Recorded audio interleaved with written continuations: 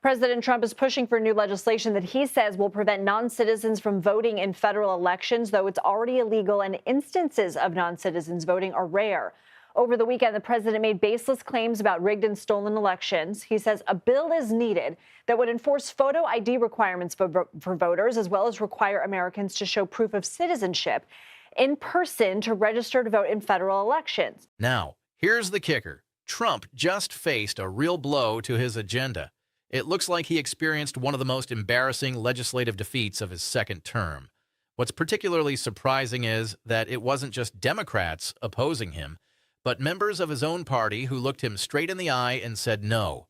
The legislation he pushed, which is known as the SAVE Act, aimed to impose strict voter ID requirements across the nation and ask for documentary proof of citizenship for federal elections. However, it hit a major roadblock in the United States Senate. I'm asking you to approve the Save America Act. It's very simple.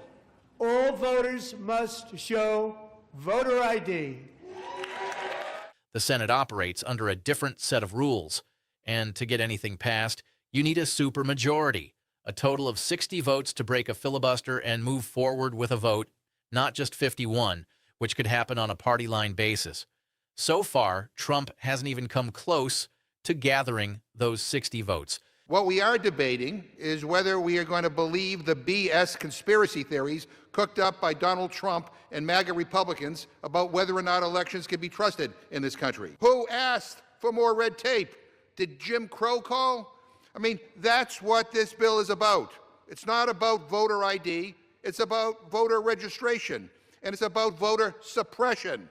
Democratic leaders are firmly united against the bill, labeling it as a move that would threaten voter access. All of this is quite the turning point, especially since the House of Representatives did pass the bill, giving Trump a victory there where he has more influence. But in the Senate, it's a whole different ballgame, highlighting just how hard it can be to navigate the political landscape. It's been quite a scene lately with Trump running into some serious roadblocks when it comes to his new laws. The bill faces an uphill battle in the Senate, where Democrats are threatening to use the filibuster to block the legislation. Some Republicans have floated eliminating the filibuster's 60-vote threshold to move the bill forward. But Senate Majority Leader John Thune made it very clear on Tuesday Republicans do not have nearly enough support to take that step. Not only do Democrats promise that none of them will aid him in overcoming the filibuster threshold, but he's also losing support within his own team. Even Senator Lisa Murkowski from Alaska has voiced her opposition to the bill. And several other moderate Republicans from swing states are growing increasingly hesitant to back legislation that's being painted as a plan to restrict the fundamental right to vote for eligible American citizens.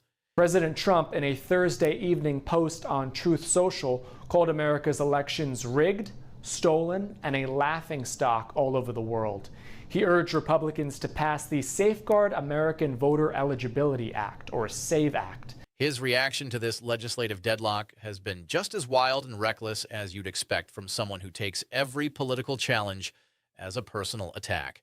He currently seems to view any limitation on his power as an obstacle that needs to be bulldozed out of the way. He's taken to Truth Social, posting increasingly frantic messages where he demands that Senate Republicans completely eliminate the filibuster.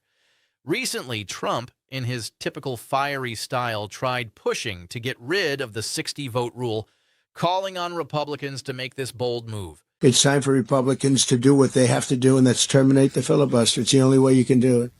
And if you don't terminate the filibuster, you'll be in bad shape. We won't pass any legislation. Senate Republican leaders, including John Thune, who holds significant power within the chamber, have flatly turned down Trump's request.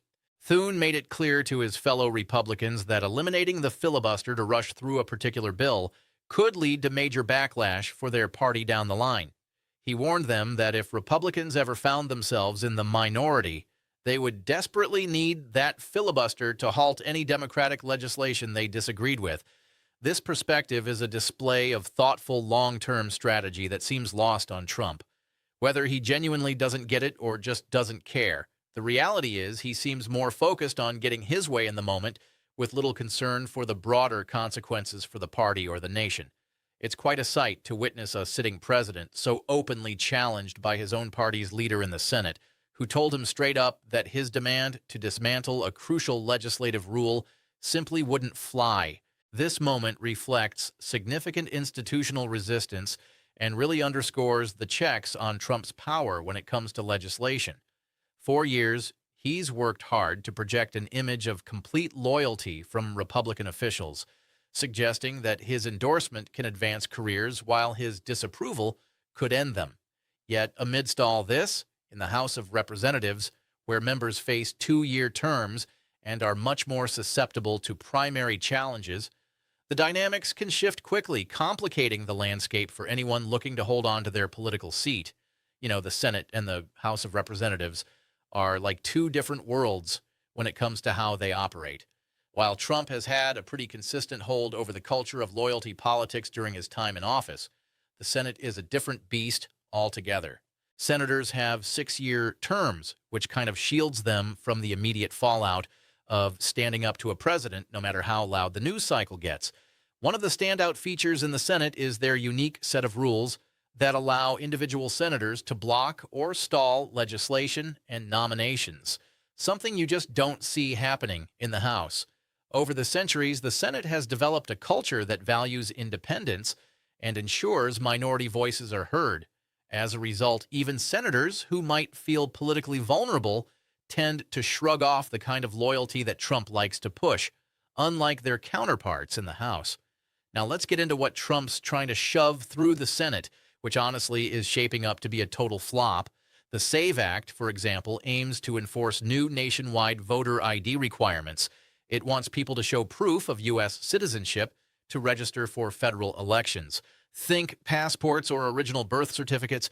This bill is sort of the peak of the voter fraud narrative that Trump and his team have been pushing, arguing that non-citizens are voting in droves, which is a claim that's been around since before the 2020 election. Beyond just this legislation, the ongoing struggle is revealing rifts within the Republican Party and the broader conservative movement. These divisions are becoming far more important and politically impactful than any single bill could ever be. It's all part of a larger conversation about the future of the filibuster and the ongoing battles over voting rights that will definitely shape the 2026 midterm elections and American democracy. For years ahead, there's been a lot of buzz about some new legislation that's stirring up quite the debate. The SAVE Act, as it's called, is being pitched by Trump and his supporters as a necessary step for election security, claiming it's all about making sure only eligible citizens are voting. They argue that needing to show proof of citizenship is just like the ID requirements for things we do every day, like flying or buying alcohol. On the flip side, Democrats and various voting rights groups see this legislation in a whole different light. They argue it's more about suppressing votes than securing them, stressing that it's going to create unnecessary hurdles for folks trying to register and vote. This will hit minority communities, low-income individuals, the elderly, and rural residents the hardest, as these groups often don't have easy access to documents like a current passport or a certified birth certificate. At the heart of the Democratic argument is the claim that the problem the SAVE Act claims to solve non-citizen voting is virtually non-existent. They back this up with evidence from various studies and audits showing that non-citizen voting happens so rarely that it doesn't really impact election results anywhere. Democrats firmly believe that the SAVE Act isn't really addressing an actual problem, but is instead a tactic to make it harder for eligible voters, particularly those who generally lean Democratic, to register and cast their votes successfully.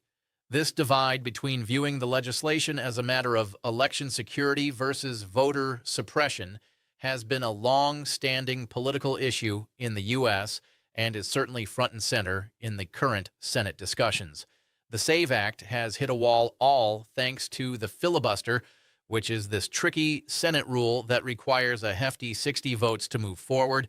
It's kind of wild that this old-school mechanism has stuck around, especially since there have been numerous attempts to tweak or get rid of it entirely. This explains why Trump's plea to eliminate the filibuster was met with such strong rejection from leaders within his own party.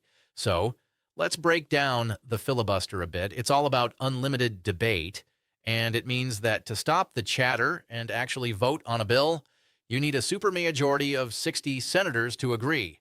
Anyone in the Senate can kick off a filibuster simply by refusing to give up the floor or by blocking a motion to get a bill considered. Once a filibuster gets going, the only way to move past it is through a cloture vote, which also requires those 60 votes to put an end to the debate. This 60-vote requirement has made it pretty much mandatory for any significant legislation to have some level of support from both parties to make it through the Senate. Given that no party has had control of 60 or more seats for over 10 years, and those numbers are often razor thin, it's tough for either side to pass big bills alone. While the filibuster has been sidelined for some specific Senate tasks, like confirming federal judges and Supreme Court justices, where a simple majority now works thanks to some rule changes made during the Obama and Trump years, it's still firmly standing. For regular legislation, that 60-vote threshold continues to shape how the legislative process unfolds, which is pretty fundamental and influential. Trump's call to scrap the filibuster, whether just for the SAVE Act or permanently for all legislation, really shows his frustration with the rules that stop him from pushing through his policy goals on party lines without needing any Democratic senator on board. But here's the catch. Republican Senate leaders, including Thune, seem to grasp something that Trump either misses completely or chooses to ignore on purpose because admitting it would undermine what he's asking for. The filibuster can be a tricky tool in American politics. It's meant to protect the minority party, no matter which party that might be at any given time. Republicans have really leaned on it during both Obama's and Biden's terms to stall quite a few Democratic initiatives. We're talking about important stuff like voting rights, gun control, immigration reform, labor protections, and climate change legislation. Now, if the Republicans decide to scrap the filibuster just to push the SAVE Act through on a party line vote, they might be making a big mistake. By doing that, they'd be losing their ability to block Democratic legislation down the line when Democrats take back the Senate majority in the future. And let's consider what could happen when that time comes. Democrats would have a chance to pass some major policies with just a simple majority, like strong voting rights, protections, universal background checks for gun purchases, a pathway to citizenship for undocumented immigrants, aggressive climate regulations, better protections for unions, and expanded health care coverage. These are exactly the types of progressive ideas Republican senators have fought hard to keep from turning into law. Duan's warning to his party about the repercussions of getting rid of the filibuster isn't just some fair-off theory. It's based on solid math and history. Power in American politics tends to swing back and forth between the two main parties. So any rule you put in place or protection you take away could definitely come back to bite you. Also, Lisa Murkowski's shift away from the Republican stance on the SAVE Act, along with the hesitation from other moderate Republican senators to fully back the legislation, highlights some underlying tensions in the GOP that Trump hasn't been able to smooth over, no matter how hard he's tried. Now, Murkowski represents Alaska, a state known for its unique political vibes that really value independence and practical moderation. Plus, there's a significant number of Alaskan Native and Indigenous voters dealing with some pretty serious challenges, which adds to the complexity of the situation. It's interesting to see how the collapse of Trump's voter ID bill in the Senate ties into larger dynamics within the Republican Party and the upcoming 2026 midterm elections, which are shaping up to be a big deal in American politics. Right now, several Republican senators from competitive swing states are facing quite the dilemma. They're juggling the risks of backing a bill that Democrats and major voting rights organizations are calling voter suppression, which could have serious consequences come election time, especially in states where moderate and independent voters play a key role in close races. These voters care a lot about access to voting, and their preferences can sway tight contests that determine whether a Republican or a Democrat secures a Senate seat. One Republican senator has publicly opposed the SAVE Act, highlighting practical concerns from her constituents and showing a long-standing commitment to Senate independence, which often puts her at odds with Trump's expectations for unwavering loyalty from party members. This situation underscores the substantial electoral risks involved for those who might consider supporting such controversial legislation. When I think about the bigger picture, the filibuster has once again shown its impressive ability to block major legislation that doesn't have solid bipartisan backing. Trump's struggle to break through that 60-vote barrier reveals significant limits to presidential power in our government system, which was intentionally designed by the founders to prevent any one person or party from dominating without broad consensus and active cooperation from others. Trump ran on the idea that he would be able to get things done quickly, relying on his personality and political clout to drive his supporters' policies through without the usual legislative hassle. But the existence of the filibuster is essentially there to prevent that kind of one-person, one-party rule. It's pretty noteworthy that Senate leaders from the Republican Party have stood their ground against Trump's request to get rid of the filibuster. This refusal speaks volumes about their understanding of the Senate's role and the importance of minority protections. Despite the immense pressure from an angry president, they've recognized that changing procedural rules for short-term gains isn't the way to go. Now, this clash has significant implications within the Republican Party, revealing a deep divide over what the party's future should look like and its relationship with presidential power. On one side, you have the Trump loyalists who see the party as an extension of the president's wishes, willing to toss aside institutional rules whenever they get in the way of his agenda. On the flip side, there are the institutional conservatives who feel it's vital to uphold the Senate's traditions and rules, even if that means going against the president and facing the fallout. This rift has been simmering beneath the surface since Trump entered politics, often hidden by members' fears of facing primary challenges backed by Trump. They've also wanted to avoid the wrath he unleashes on anyone who opposes him. However, the filibuster debate has brought this divide into the spotlight in a way that can't just be glossed over anymore, as the two sides are at odds in ways that can't be reconciled. As we look ahead to the midterm elections in 2026, the stakes have never been higher. The filibuster battle allows Democrats to craft a compelling campaign story against Republican candidates in competitive areas, especially where moderate and independent voters are crucial. One effective angle they might take is the argument of overreach, highlighting Trump's attempt to dismantle a long-standing Senate tradition. It's quite telling when you consider what happened with Trump's latest push for legislation. Instead of focusing on more pressing issues like job creation, healthcare costs, or infrastructure investments, his top priority was a bill aimed at making it tougher for eligible Americans to vote. This is exactly the kind of maneuver that allows the Democrats to effectively argue that Trump's interests lie more in consolidating his political power than in genuinely helping everyday citizens facing real challenges. Then there's the issue of competence or lack thereof. Even with a Republican majority in both chambers of Congress and control of the White House, he struggled to rally full support from his own party for this major initiative. This doesn't really align with the image of Trump as a master dealmaker. Instead, it paints a rather unflattering picture of a president who can only shout into the void on social media while his own party leaders go about their business ignoring his demands.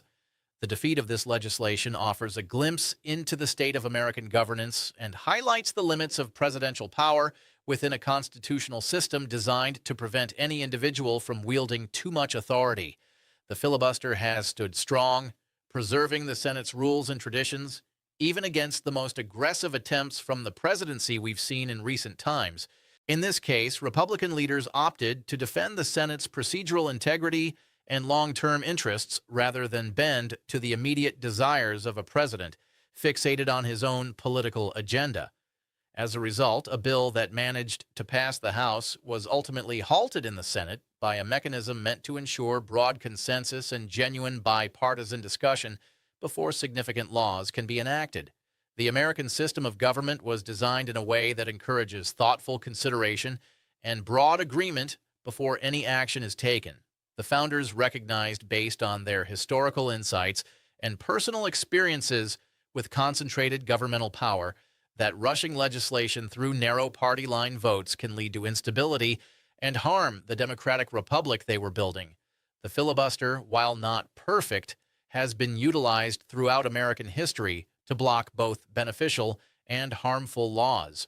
There's definitely room for debate on whether it should still exist in its current form, but its core purpose, forcing consensus, preventing a bare majority from dominating and making sure that minority voices are heard, remains as crucial today as it was when the Senate first established these rules and traditions.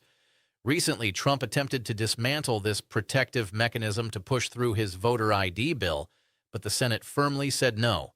By prioritizing institutional integrity over following presidential commands, they preserved an essential part of American democratic governance. It's important to pay attention to these battles over the filibuster. Each time a president tries to force the Senate to abandon its rules for personal political gain, and each time the Senate stands its ground, American democracy becomes a bit stronger and more resilient. The system worked this time, but it raises a critical question about whether it will withstand future challenges from Trump or any other president wanting to sacrifice institutions for short-term political gain. This ongoing struggle over the fundamental rules that shape American democracy and protect every citizen's rights is far from over. The stakes for all Americans are incredibly high, and every citizen should stay engaged in this conversation.